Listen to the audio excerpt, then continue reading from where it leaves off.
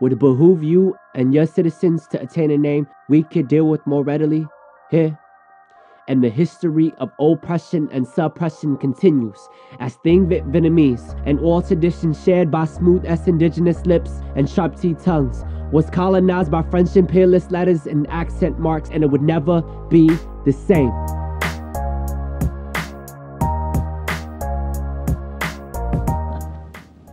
I love my mama? I hope The future is better. spoken word is, Sexy. Oh God. and I am strong. It's empowered me in a lot of ways that I totally did not expect. I definitely wasn't that guy that was like, oh, you know, he's an artsy fartsy Vietnamese dude that just talks about his emotions. Like, that was not the case. Like, I literally accidentally walked into poetry where, you know, I took this class, this poetry class, and it was the senior year, and they told me, like, if you take this class, you can get it like an easy A. And at the time, I really needed to boost my GPA up. So I took the class, and it was for the most insincere reasons, but through the process of just writing and writing for myself, I realized like it was a gift to finally, like, not necessarily write emails or write essays for other people, you know, do all the, you know, writing had become a chore for other people. And when I wrote poetry, it was finally a time for me to write for myself. And eventually, now I write for my community. And so a lot of my stuff is about myself, my Southeast Asian identity, my Vietnamese experience, to give validation to young people that, you know, what you're going through, I'm going through too. I live with invisible holes in my body, gigantic voids hung open with lost unanswered curiosities about where I'm from, who I am, and what I could have been, are absent tread marks left inside me forever.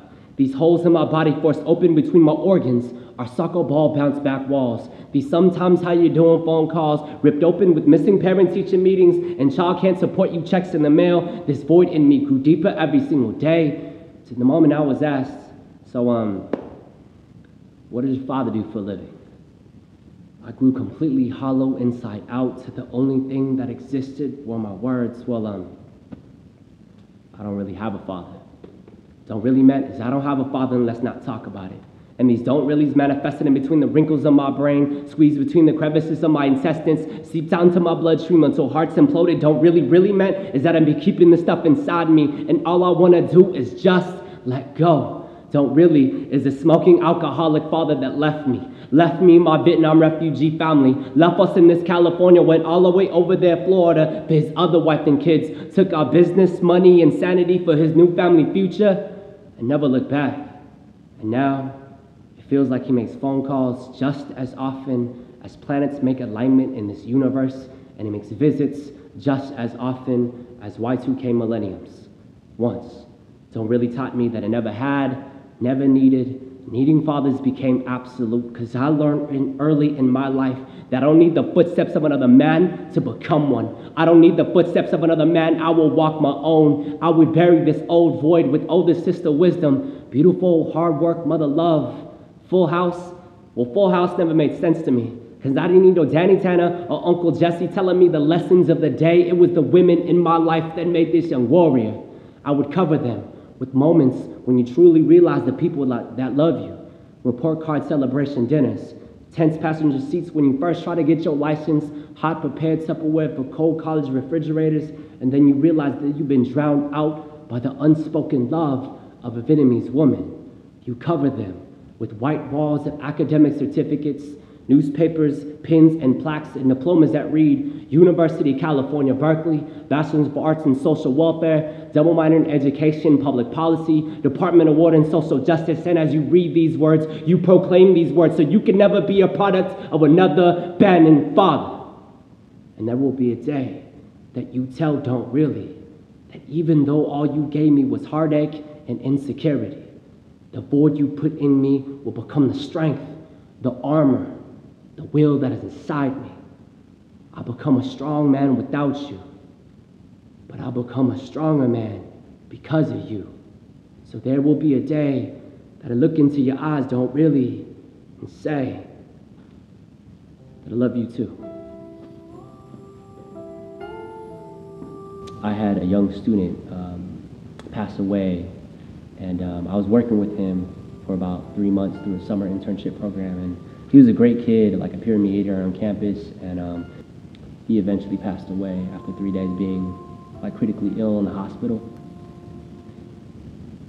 I literally, didn't have a way to kind of process what I was feeling because it hit me so hard. Like, I've never had a young student pass away kind of under my mentorship, and writing was actually something that really helped heal me. And so I wrote a poem that literally wrote itself overnight, like 2 hours, just really quick, and I performed it the next day at his candlelight vigil where 200 of his friends and family completely crowded his high school and just wanted to pay homage to his memory.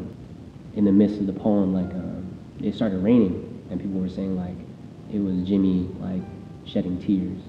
So it was just a really powerful moment where I finally, like, it solidified, I have to continue this work. I have to continue to write because it serves me, but more importantly, it serves others. My key thing with working with young people is you meet them where they are and just help them through their process. I think a lot of people got it twisted when it's like they think that real mentorship is like, I'm gonna tell you what you want to do, or I'm gonna tell you like this is what you have to do, I'm gonna tell you like what your dream is.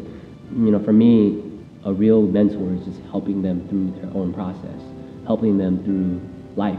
And we've had the fortunate ability to go through experiences to help them, like, do some shortcuts, or like, this is what you want to do, here's some information, well, here's what the A through G is, SATs, this is how you go to college. But I think we have to always be thinking about who they want to become, not who we want them to become. And so my biggest thing is to any young person, API or not, is that you do what you want to do. Find your passion, find your conviction, find the thing that drives you, that motivates you.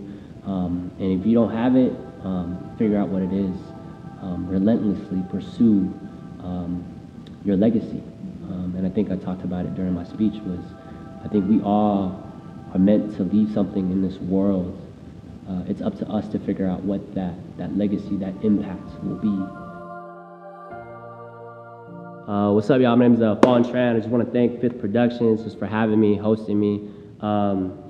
Much love to our communities. Allow ourselves to liberate. Allow ourselves to learn. Peace.